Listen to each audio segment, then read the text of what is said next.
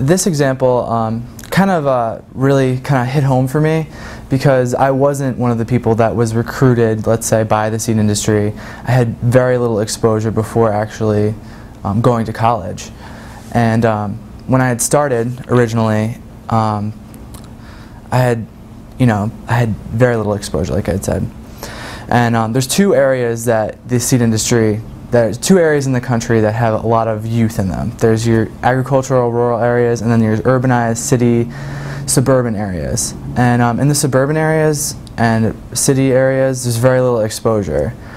People don't equate agriculture to being an industry or a profession. People say, you're involved in agriculture, the seed industry, agriculture equals farmer, farmer equals poor. So it's very, very hard to target those people in those areas just because of the lack of exposure. Now in rural areas, the seed industry does a great job.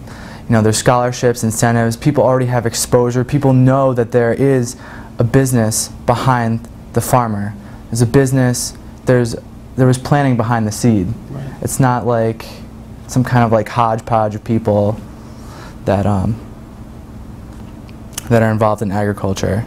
So they definitely do a good job in rural areas, but as for urban centers, there's not a lot of incentive, not a lot of opportunity. Right. Also, people in urban centers, they see no opportunity around them.